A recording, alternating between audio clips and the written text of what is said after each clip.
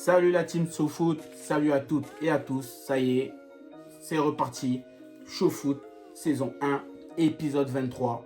Aujourd'hui on change complètement de décor, on va parler des rencontres européennes. On va commencer par la Champions League, les huitièmes de finale. Mais avant toute chose, comme vous savez, je vais d'abord dire bonjour à mon gars, Chris, c'est comment? Ça va ou quoi? On a bossé et on va voir ce que ça va donner. La phrase vraiment elle est culte hein. Oh, La Coupe d'Afrique est terminée, on a fait le bilan, toujours disponible sur YouTube, n'hésitez pas. Aujourd'hui on va passer aux huitièmes de finale de la Champions League.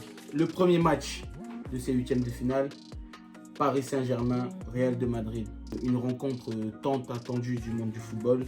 Résultat, 1-0. Victoire du PSG sur un sublime but dans les arrêts de jeu de Kylian Mbappé. Vraiment l'homme de ces huitièmes de finale. Qu'est-ce que tu as pensé toi de cette confrontation? chaque jour comme dans mon travail, il y a des nouveaux dossiers. Non, c'est trop. Non, c'est une dinguerie. Il est exceptionnel, le joueur. C'est un tueur, c'est une dinguerie. Kylian Mister Mbappé. Non, c'est violent. Franchement, le PSG va s'en mordre les doigts. Et je pense que même le Real Madrid, je pense qu'ils sont même contents d'avoir perdu et d'avoir encaissé un but par ce gars-là. Parce que quand on voit la physionomie du match, le Real s'est fait dominer sur tous les compartiments, dans tous les sens. Ils étaient asphyxiés. Mais même Lionel Messi, à un certain moment, on se posait la question, mais est-ce que c'est vraiment le Lionel Messi de Barcelone? Parce qu'il était archi naze. Très naze. Toujours dans l'émotion, toujours dans tu vois, le dithyrambique. Mais parlons football, parlons vraiment d'un point de vue footballistique, la prestation des deux équipes. Pour ma part, je trouve qu'on a vu un PSG qui a rarement été aussi présent sur le plan athlétique, même sur le plan technique. Parce qu'on a vu un PSG vraiment qui était vraiment à l'affût des deuxièmes ballons, qui était dans un pressing incessant. Et c'est ce qu'on a souvent reproché à ce Paris Saint-Germain ces 2-3 dernières saisons, hein, on peut dire. Donc le pressing, il était vraiment fait impeccablement, que ce soit de la ligne d'attaque, même Messi qui faisait vraiment le travail. Et on a vu quand même une domination nette des joueurs du PSG, avec, comme tu l'as souligné, un but splendide de Kylian, qui était vraiment dangereux du début à la fin. D'ailleurs, je pense que Caraval, il va s'en souvenir longtemps. Il est sorti avec des crampes à l'heure de jeu, donc... Tu veux commencer par quelle équipe? Tu veux parler un peu du Real ou pas? Ouais, je veux parler du Real. Je veux parler du Real parce qu'on a vraiment une problématique. On a quelque chose qui se passe du côté du Real, mais c'est quelque chose qui est encore caché. Donc, on ne comprend pas spécialement ce qui se passe. Mais je crois que avec le temps, ça va se désamorcer. On finira par comprendre. Parce que quand on a un Real Madrid, déjà sur la feuille de match, on a ce dispositif-là, ces joueurs-là alignés. Au niveau de la défense, il n'y a pas grand-chose à dire. C'est une défense du Real, type du Real. Donc voilà, avec du Militao, avec du Courtois. Au niveau du milieu de terrain, c'est le triangle habituel, Modric, Casemiro et Kroos. Ça ne change pas. Par contre, sur l'offensive, quand on a la présence de Vinicius, ça ne dérange pas. À la présence de Benzema, il n'y a pas de problème. Mais une fois qu'on arrive sur le côté et qu'on voit Asensio, c'est là où on commence à se poser des questions. On se dit, mais waouh, Asensio. Donc on commence à gratter un petit peu. On se dit que c'est pas totalement ça, Asensio. Mais voilà, on va voir. Ça tient quand même des fois. Il a pu faire des bons matchs et tout ça. Et ce qui se passe, c'est qu'au fur et à mesure que le match avance, le Real est clairement en difficulté du début à la fin.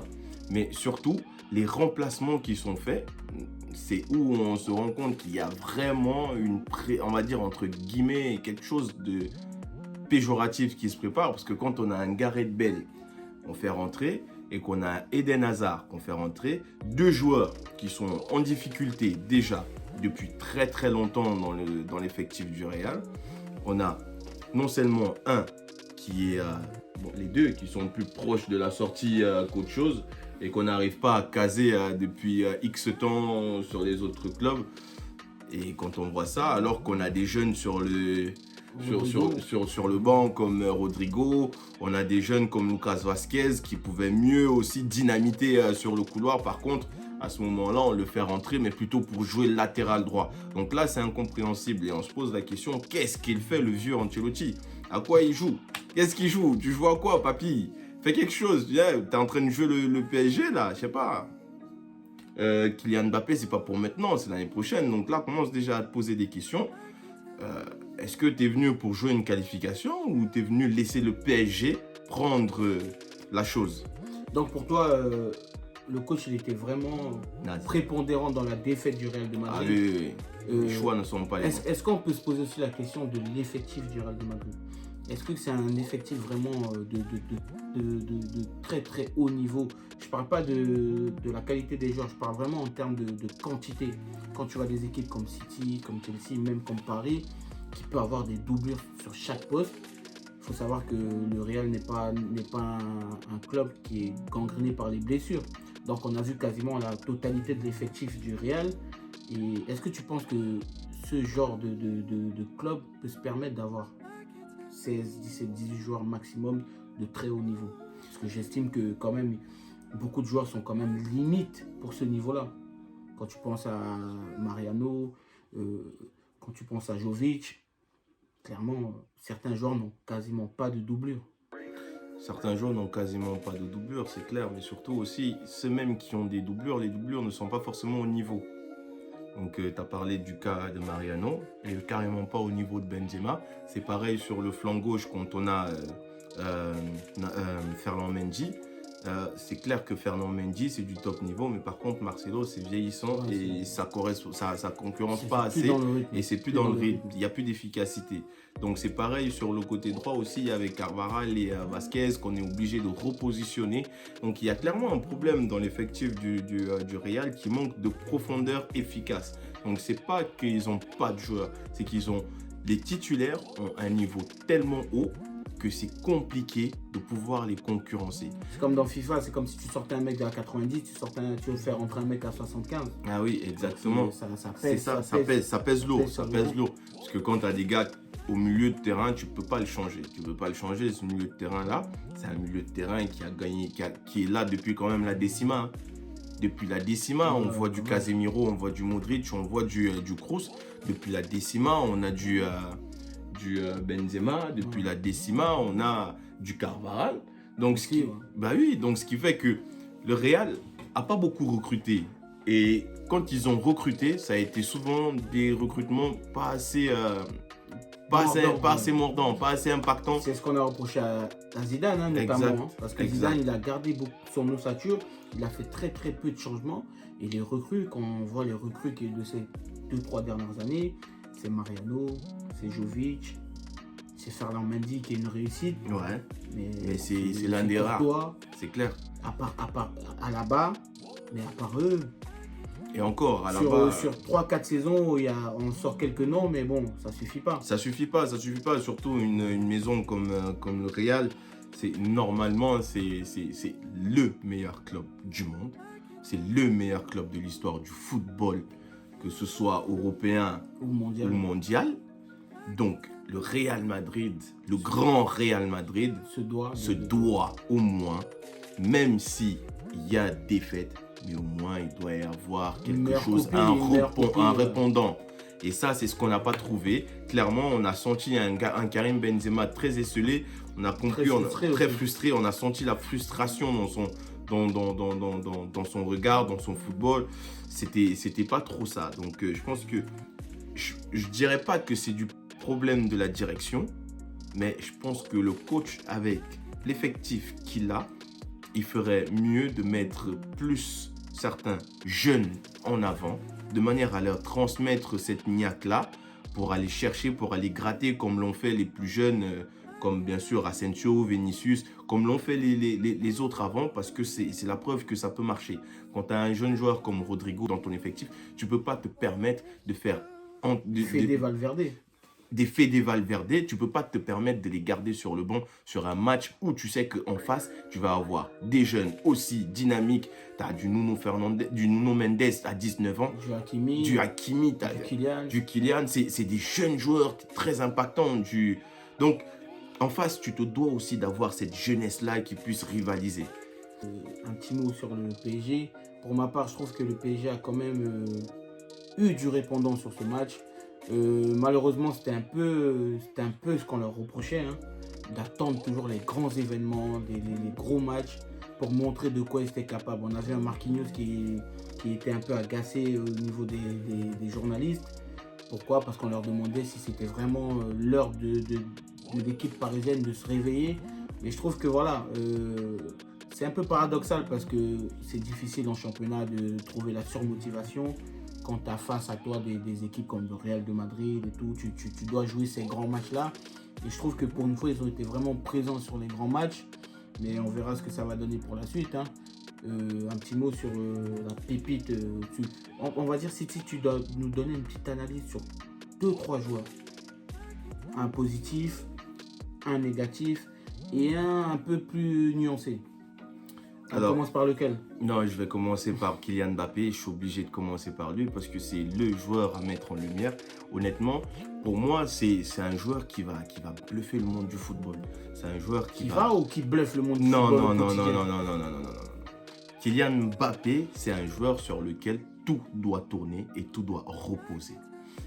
Clairement, au Real... Quel lapsus, hein. Non, clairement...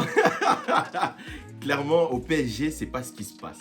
Ça veut dire quoi? Ça veut dire que ce qu'il fait pour l'instant, il le fait, mais il le fait en étant dans l'ombre.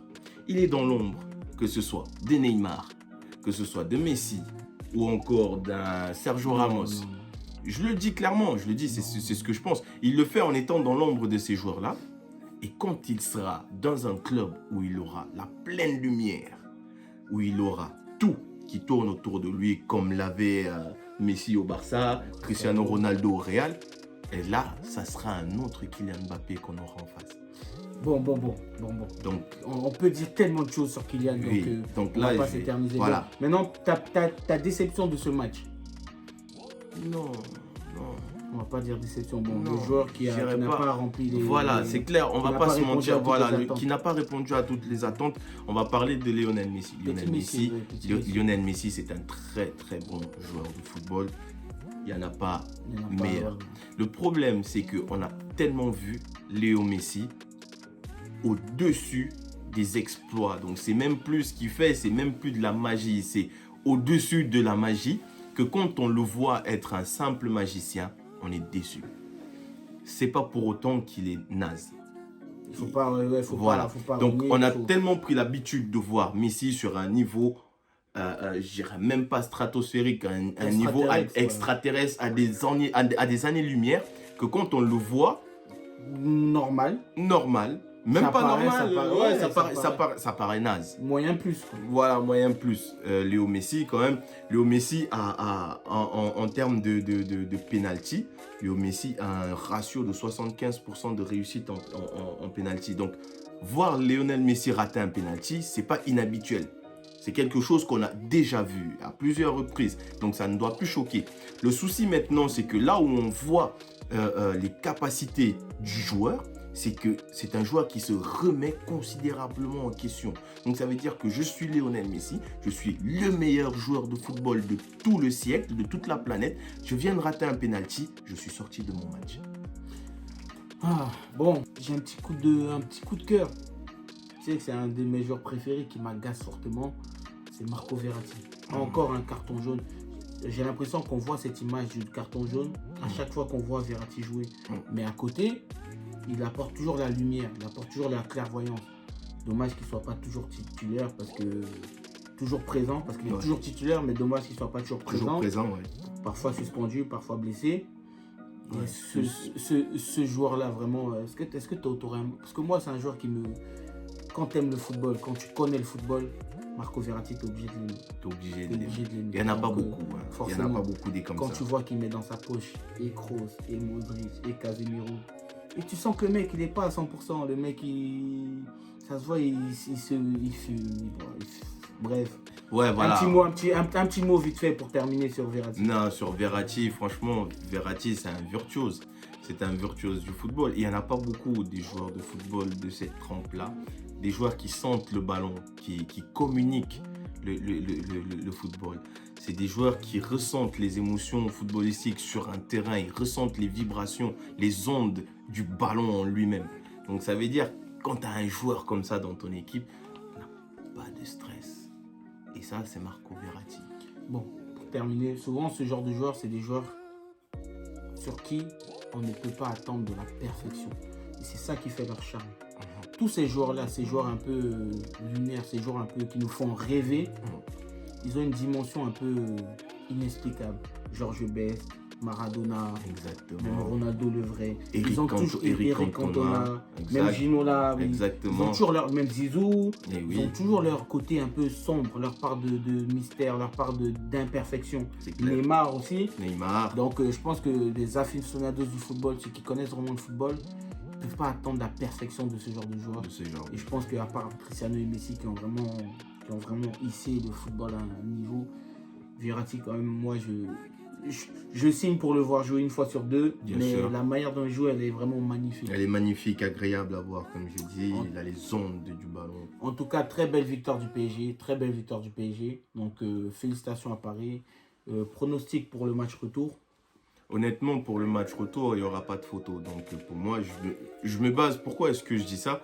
Je me base sur des analyses. Donc, je ne rentre pas dans le cadre où, voilà, tel sera meilleur ou tel sera pas meilleur. Donne-nous un pronostic comme ça. Pour moi, un pronostic, c'est une victoire claire et nette du PSG pour confirmer sa suprématie sur l'ensemble des grands clubs du monde. Parce que leur envie, c'est d'être le grand club du monde. Tout simplement. Le score? Donc, il y aura une victoire. Un score sur... Je peux me tâter, mais je partirais sur un score de 2-0 au Santiago Bernabéu. Ne jouez pas. Ah, mais en tout cas, pour ma part, je donne une victoire du PSG, 2-1. 2-1 du PSG, parce que... c'est qui marque le 1 2-1 pour le PSG, un but de Karim Benzema, bien sûr. Ah ouais? Ah ouais. À quel moment? À Bernabéu, oui. Bref, c'est mon avis personnel. Bon. On a passé beaucoup de temps sur cette rencontre. On va terminer sur la deuxième rencontre du mardi. Donc on vous fera vraiment journée par journée les vidéos, parce que sinon on pourra pas faire des vidéos courtes, parce qu'on a tellement à dire, on a tellement de choses à dire. Donc on va passer au dernier match de cette journée du mardi, de ce 8e de finale du mardi. Manchester City, Sporting contre Manchester City. Cette fois-ci, il y aura moins de choses à dire, parce que je pense que tellement l'écart était vraiment abyssal. Manchester City qui a clairement marché sur son adversaire. Manchester qui, contrairement aux autres équipes, laisse très peu de chance aux adversaires d'un calibre inférieur. On le voit aussi souvent en championnat. City, face à des équipes qui sont moins dominantes, qui sont de moindre niveau, se rate rarement. Donc City Sporting 5-0. Je rappelle les buteurs: Riyad Mahrez, doublé de Bernardo Silva, un but de Foden et un but de Sterling. Donc voilà, une victoire nette et sans bavure. Pour ma part, je trouve que City ne pourra pas être jugé sur ce 8e de finale, car l'adversité n'est pas au niveau. Et comme vous le savez, Manchester City n'a toujours pas gagné la Ligue des Champions, et on attend vraiment le dernier carré, vraiment ce plafond de verre pour cette équipe de Manchester City, pour pouvoir juger vraiment de façon plus objective et de façon plus concrète leurs prestations. Toi, qu'est-ce que tu peux dire par rapport à ce match? Moi, ce que je peux dire, c'est que City, c'est l'adversaire parfait pour toute équipe. Pourquoi est-ce que je dis ça? Parce que City respecte tous les adversaires. Tous les adversaires. Donc, de la première, la plus forte à la moins forte, City, c'est pareil. Ils arrivent, ils respectent l'adversaire, mais ils sont là pour gagner. C'est tout. cherche pas à gagner 1-0 ou quoi que ce soit. Il faut qu'on martèle, on mette une bonne vraie leçon. Il faut que tout le monde comprenne que ce sont les meilleurs.